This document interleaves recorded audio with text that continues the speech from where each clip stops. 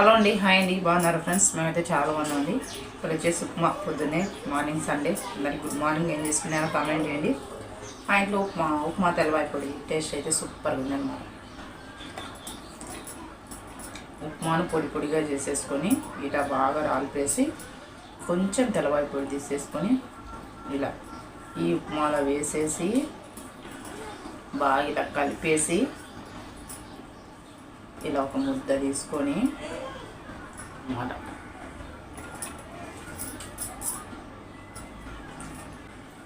ఈ తెల్లవాయి పొడి ఫ్లేవర్ అంతా ఉప్మాలో కలిసిపోతుంది. ఎప్పుడు ముద్ద పెట్టుకుంటే కమ్మగా ఉంటుంది అన్నమాట. అక్కడక్కడ పప్పులు పొట్టి కింద పడుతుంటే అసలు ఉప్మాలోకి తెల్లవాయి పొడి ఎంతమందికి ఇష్టమో కామెంట్ చేయండి. మాకైతే బాగా ఇష్టం అన్నమాట.